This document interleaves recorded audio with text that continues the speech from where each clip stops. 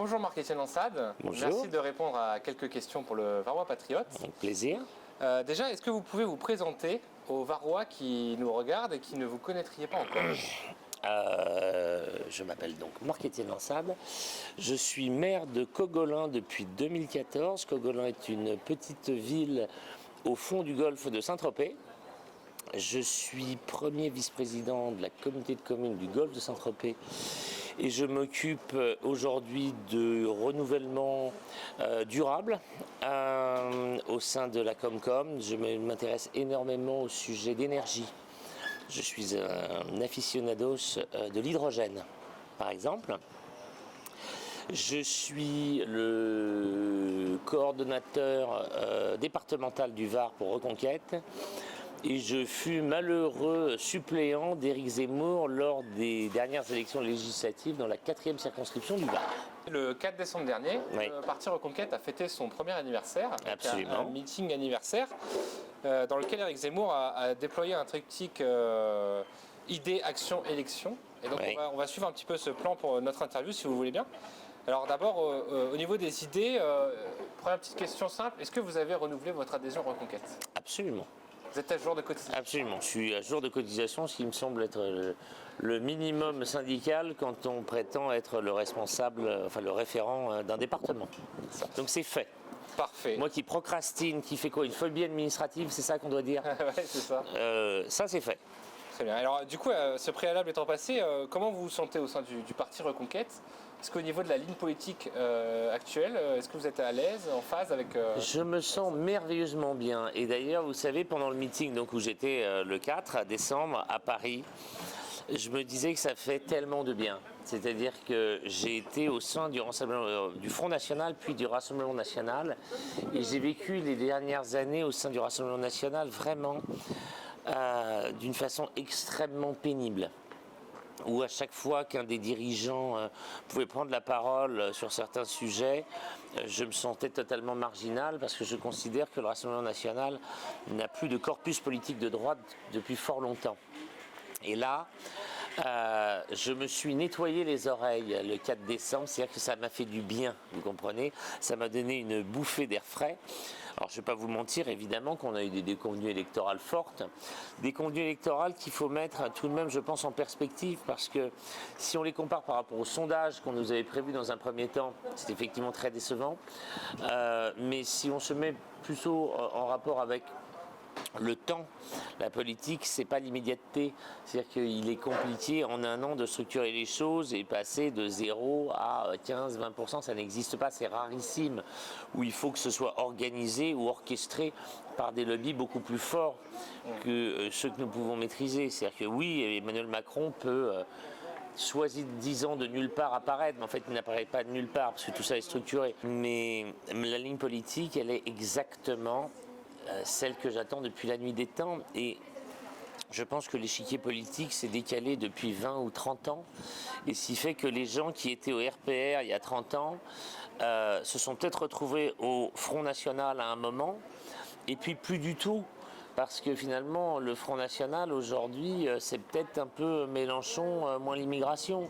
Ouais. Voilà, je pense, moi je retrouve une identité politique de droite, c'est-à-dire identitaire, c'est pas un gros mot, sécuritaire, c'est pas un gros mot, mais aussi libéral, c'est pas un gros mot non plus. Toutes ces valeurs de droite, la valeur travail, le ceci, le ça, voilà, je ne me retrouve pas du tout dans les propos socialisant du Rassemblement national, qui est pour moi qui fait la démonstration d'un populisme de tous les instants, mais qui fonctionne. Hein. Parce que finalement, quand vous dites aux gens ce qu'ils ont envie d'entendre, à savoir qu'il faut prendre l'argent au grand capital et qu'on vit dans un pays où il y a de la précarité, bon, moi j'ai envie de décrocher la 22. Mais voilà, ça marche parce que les gens sont devenus comme ça, parce qu'on est dans un pays crypto-communiste avec 57% de prélèvements obligatoires. On est un pays de gauchos, de feignants. Et à partir du moment où vous brossez les gens dans le sens du poil et leur expliquer qu'ils sont merveilleux et que c'est des salauds qui viennent manger leur pain, que c'est l'Europe qui vient leur manger ceci, etc., quand vous trouvez des explications exogènes aux situations de difficulté que rencontrent les gens qui parfois ne sont pas forcément exogènes, eh ben, vous remportez un certain succès populiste. On a bien compris que donc, vous étiez parfaitement à l'aise donc, Ah là là, à Reconquête. merveilleusement bien. Donc dans le bilan de cette première année Reconquête, Minoritaire, mais merveilleusement bien. c'est le plus important. Au moins, c'est cohérent.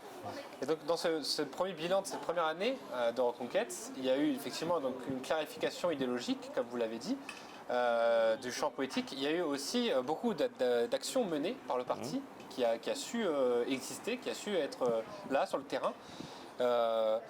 Vous, en tant qu'homme de terrain aussi, parce que vous êtes maire, on l'a dit, comment vous jugez ces actions de terrain? Est-ce que c'est important d'être présent? Bien sûr, sur les bien sûr, événements c'est capital, mais là, c'est justement où dans un département comme le nôtre, on voit bien la différence entre la ruralité à laquelle j'appartiens, moi, dans le golfe de Saint-Tropez. Alors, ça peut paraître bizarre de parler de ruralité dans le golfe de Saint-Tropez, mais c'est ça quand même. Et des endroits urbains. Le militantisme, la jeunesse, les GZ, tous ces gens-là, vous pouvez les mobiliser peut-être à Fréjus-Saint-Raphaël et ici à Toulon. Entre les deux, c'est beaucoup plus compliqué. Les réunions publiques sont plus compliquées, la mobilité est plus compliquée que quand on est dans une infrastructure urbaine. Ça, c'est une évidence. C'est la raison pour laquelle je suis là aujourd'hui pour voir les troupes qui se portent merveilleusement bien, merci, de Toulon, et de constater qu'effectivement là, les choses sont possibles. C'est plus compliqué dans d'autres circonscriptions, dans d'autres villes. Mais évidemment, c'est majeur. Il y a un homme qui disait dans les mouvements qu'il y avait de l'hommerie. C'est un certain Jean-Marie Le Pen, où il y a de l'homme, il y a de l'hommerie. Et donc, effectivement, il y a des problèmes de relations humaines, il y a des problèmes d'organigramme, il y a des choses à mettre en place. Je ne pense pas qu'on puisse tout révolutionner, tout espérer du jour au lendemain. Les déconvenues électorales font qu'il y a des gens qui, je pense, sont venus dans un premier temps par opportunisme, en pensant que ça y est, comme dirait Aznavour, je me voyais déjà.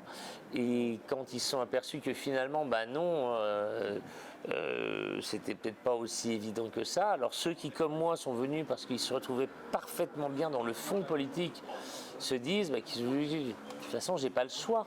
Ouais. Est-ce que demain, je vais aller expliquer, je vais aller hurler avec les loups, faire partie des députés du Rassemblement national qui se battent pour mettre dans la Constitution le droit à l'avortement?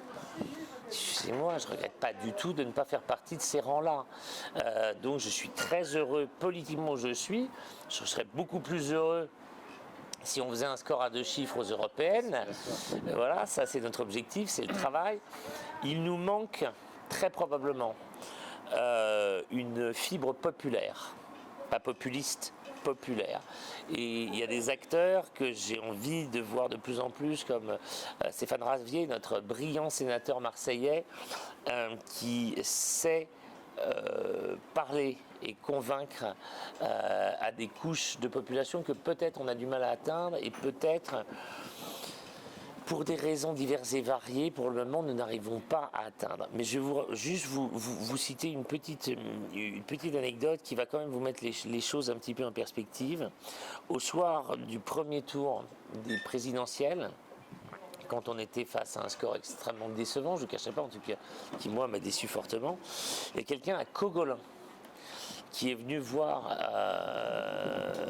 un des membres de mon équipe, et une femme qui est venue dire « Ah, il va être content, monsieur le maire, j'ai franchi le pas, j'ai voté ma reine. » Alors, voilà, une fois qu'on a avalé son chapeau, on se dit que manifestement, la France, les Français sont de moins en moins politisés, mais tout ça est voulu, tout ça est orchestré. Il y a moins de connaissances, il y a moins de savoir. De toute façon, il n'y a qu'à voir, le niveau global est absolument affligeant. Je ne veux pas jouer au vieux, je ne veux pas passer pour un vieux con, je n'ai pas encore 50 ans. Hein. Mais malgré tout, je vois un niveau dans tous les domaines qui est affligeant. Les gens ne savent plus écrire, ne savent plus compter, il n'y a plus de fondamentaux. Alors ça, pour y aller sur les réseaux sociaux et pour aller chacun de sa gigantesque pensée politique, il y a du monde. D'ailleurs, ce genre de constat assez dur a valu quelques départs faits par les mêmes constats faits par Éric Zemmour ont valu quelques départs.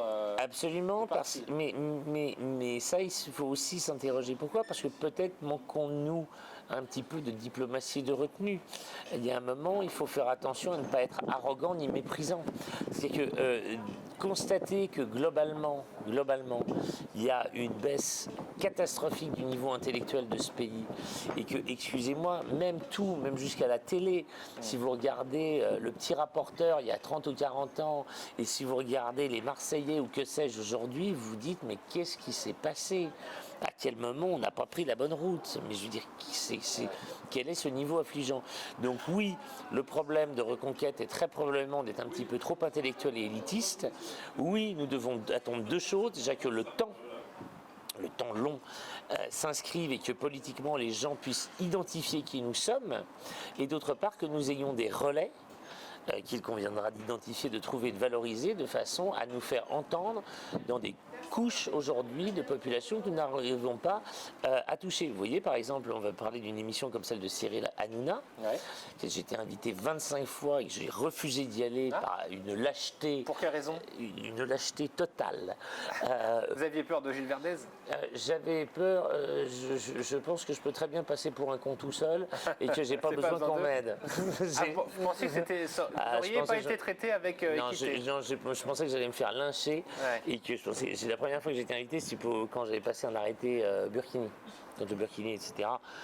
Non, merci bien. Je pense ne pas avoir ce talent. C'est triste à dire, mais l'exposition médiatique, l'audience est là, et dans ce genre d'émission. Je suis d'accord avec vous, mais je pense qu'il faut savoir se situer sur la chaîne alimentaire.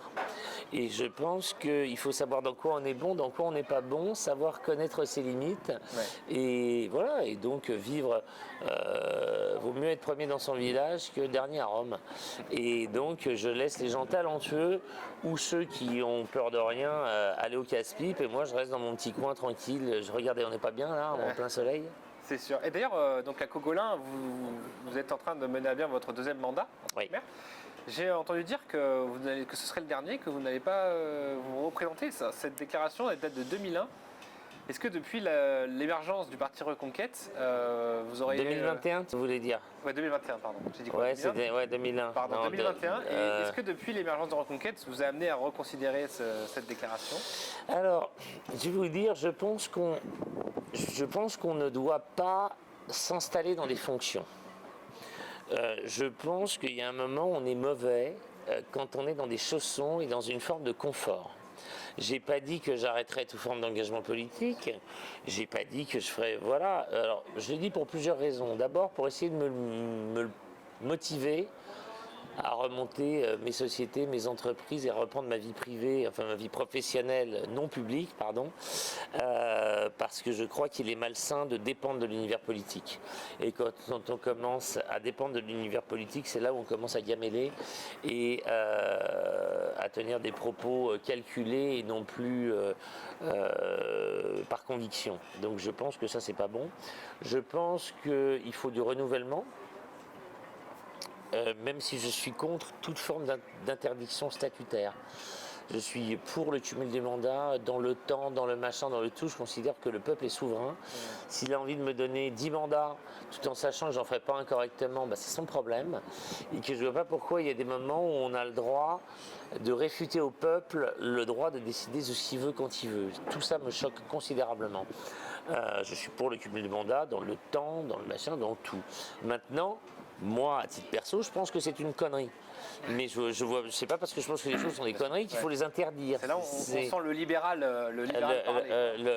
l'anarchiste de droite. et donc, oui, je me dis ça pour me motiver. Maintenant, je ne vous cacherai pas que le temps administratif est tellement long que je ne pense pas réussir à mener... Alors, c'est un message à mon opposition. S'il me lâche suffisamment le tricot, pour que je réussisse à mener à bien les 3 sujets qui m'intéressent le plus, à savoir, j'ai une opération qui s'appelle le Yotel, qui est une très grosse opération immobilière qui va permettre de refinancer toute la ville et de pouvoir faire tous les travaux de la ville. Donc j'ai ça à faire. J'ai la refonte de toutes les écoles et des parkings. Ça, c'est un point important. On va dire le Yotel, les écoles, le parking. Je mettrai en route un programme de renouvellement urbain sur les équipements sportifs. Mais ça, ça sera celui qui me succédera, hein, qui s'occupera Ouais. de ça. Et j'ai 2 sujets qui me tiennent à cœur. Enfin oui, la municipalité s'est portée acquéreur d'un hôtel dans la ville que je veux transformer en hébergement pour femmes maltraitées, pour femmes battues, ce qu'on appelle les VIF, les violences intrafamiliales. Ça, c'est le premier point. Et le deuxième, j'ai également acheté une espèce de maison au milieu de la Pampa où je veux faire un refuge animalier. Voilà, j'aurais monté une maison de santé. Si j'ai fait ces 3 trucs-là, je pense que j'aurais fait un peu le job et que je pourrais me dire que j'ai pas servi complètement à rien dans ma vie. Donc le message à l'opposition, C'est que si vous plus laissez il m'emmerde, faire, plus vous allez rester. eh ben, forcément. Et déjà, je suis même pas sûr que je me serais représenté. Tellement c'est épuisant, j'ai quand même fait un infarct en premier mandat. Tellement c'est épuisant, mais je vous avoue que l'idée de leur faire plaisir m'est totalement insupportable. Donc ils m'ont tellement tout fait, tout machin, tout avec une presse Varmatin qui, je sais pas, qui n'a de presse que le nom. Enfin, je veux dire, c'est absolument insensé. C'est une espèce d'organe de désinformation. La presse locale, dans certaines éditions, ça a l'air d'être à peu près convenable. Mais ce que j'ai, moi, dans le golfe de Saint-Tropez, la Pravda à côté, c'est un organe indépendant. Ah ben, ça, on peut pas vous donner tort parce que notre raison d'exister est en partie leur piètre qualité journalistique. Ah mais c'est un truc de fou. Leur manque de neutralité, ça c'est sûr. J'ai jamais vu un torchon pareil, mais c'est vraiment... Mais comme disait Coluche, il n'y a que la date, et encore parfois il se plante. Hein. J'ai jamais vu un journal pareil. Tout est faux, mais tout est faux, n'est que manipulation. Tout ça avec quelques petits scribouillards crasseux qui s'amusent à faire des reportages à charge à longueur de temps. Ah non, faut être patient. Hein. Alors pour revenir à Cogolin, si jamais l'opposition a le bon sens de vous laisser les coups des franches et que vous arrivez à mener à bien vos projets différents et que vous repartez vers d'autres horizons professionnels, est-ce que vous auriez une idée de votre succession Pas la moindre du monde. Quelqu'un à mettre en avant Pas le moins du monde, vous savez. Là-dessus aussi, vous êtes libéral? Non, mais je pense que la nature a horreur du vide et que le cimetière est rempli de gens irremplaçables. Donc, vous savez, après moi, tout le monde s'en fout. Enfin, il ne faut pas se prendre pour ce qu'on n'est pas. Vraiment. Vraiment, dans cet univers, j'aurais pas tourné le dos qu'on m'aurait oublié. On peut penser que si vous arrivez à mener à bien vos 3 projets, vous aurez fait votre part du boulot, vous n'aurez pas de regrets. Je pense aussi, oui. Et Je pense aussi, vous savez, c'est pas une vie facile, c'est une vie qui manque un petit peu de discrétion, d'intimité, de machin. J'ai pas besoin de ça pour exister, moi, vraiment. Ouais. C'est pas mon truc. J'ai envie d'avoir une vie privée. J'ai pas envie que, voilà, il y a des aspects de cette existence, cette espèce de petite forme de reconnaissance qui n'est pas un truc qui me sied particulièrement. Vous étiez heureux avant, très vous êtes bien, heureux pour vivre pendant, heureux. et vous serez heureux après. Pour vivre heureux, vivez caché. Bon, très bien. Eh ben, écoutez, merci. Merci à vous. Et hop, maintenant, On vous le souhaite devoir beaucoup de m'appelle. Bonne journée. Bonne fin de journée.